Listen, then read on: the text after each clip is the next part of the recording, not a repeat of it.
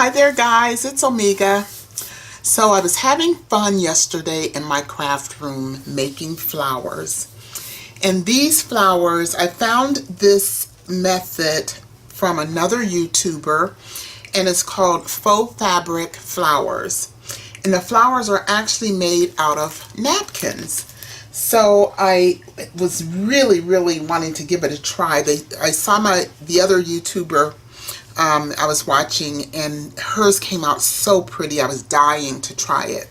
So I ran out to Tuesday morning and got me some napkins, and not only was I able to make flowers, but I was able to get a ton of butterflies out of the one set of napkins that I got, and then I got a few out of another one. But check this out. So I went to Tuesday morning and I got several packs of napkins. So let me show you those first. This pack of napkins, and as you can see, all the butterflies on there. Let me show you the napkin up close. That is so pretty.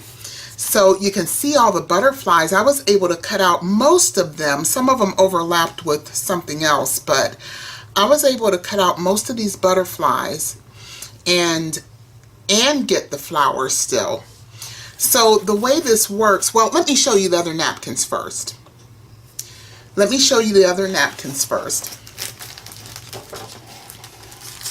This is the other pack of napkins that I got. This one, and that's what it looks like, open. This one I have glued down on the cardstock. And then I got this set of napkins. That's what it looks like, glued down on the cardstock. So these are ready to cut out into flowers. And then lastly, this napkin. I'll show you this one. So some of these are much larger. These larger ones are, I think, 13 by 13. The other ones, I believe, are 10 by 10, if I'm not mistaken.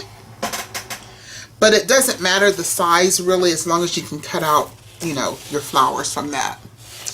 Now, the method that I used was slightly different than the other YouTuber. For one, she used a punch, and I used my Spellbinder dies, these dies here. The other thing is I did ink my flowers, and I don't think she inked hers. I do like them actually both ways. Here's one flower without it being inked. But the other thing is she actually used all 3 layers. Now I had a problem when I was trying to lay down the 3 layers. These napkins are all 3 ply. And as I was trying to lay them down to glue them, I got bubbling from the napkin. It wouldn't lay flat and smooth. So I decided to separate mine. And so this one is just one layer, one thin layer of napkin. And all you do is, and this is really just some cheap cardstock that I had already. Let me show you the cardstock. I got this at Tuesday morning, but quite some time ago. I don't know if you'll find it there now, but it's not really that great of a cardstock, so I wouldn't use it on a project that I'm, you know, got to give anyone or anything like that. I've just had this cardstock, but it's perfect for this. So what I did was use my Mod Podge, and I used the matte, the one without any gloss to it. And I used a foam brush and just brushed the Mod Podge on the cardstock.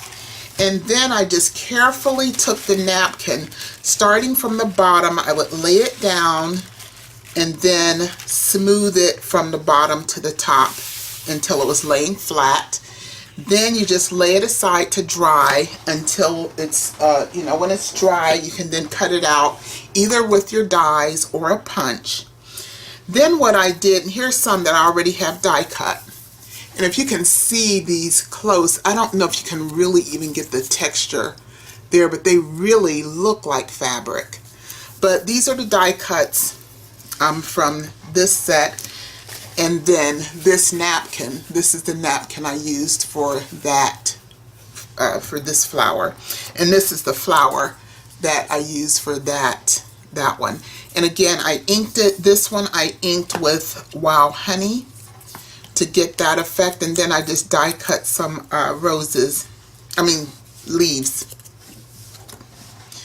These are from this napkin. This one here. These flowers are from this napkin. And even the leaves I cut out using, what I did was put my leaf dye just on wherever I saw green, wherever I saw green, and then I inked the edges of the leaves. I inked the leaves, sorry, once I cut them out, so that made them a little darker green. So, and then this one here, I put a little bit of stickles on. Let me bring them all up close so you can see. And this is the one without any inking at all. And they are just beautiful. I mean beautiful. I put a little bit of stickles on this one. And this one, these two here are from the butterfly napkins, and then these are from that yellow napkin. But just so gorgeous. So I have some more to cut out from the really vibrant, colorful napkin. And I'm trying to decide which flower shape to use for that napkin. I want to try something different. But I got all of these butterflies, and I just fussy cut them out once it was on the cardstock. Fussy cut them out that I can use on many different projects, but it really has a beautiful texture to them. And the thing that's nice is with it being on cardstock, and I did ink the edge of that with black. I think I used my black Copics just to cover the white. But you can shape these butterflies like that, and it just really makes a nice, let me move these, a nice butterfly for a project. I mean, they're beautiful. So that's what I did, guys. I just really had a lot of fun yesterday playing with those. I used glue gun, and I rarely use a glue gun, but I really like how these turn out better. They're very sturdy, and you don't see anything. It's really nice, and I mean, they are very sturdy. I mean, it's like you can use these on a mini album, a card, or any kind of project, a multimedia project. They're just really sturdy, and the semblance of fabric is just remarkable.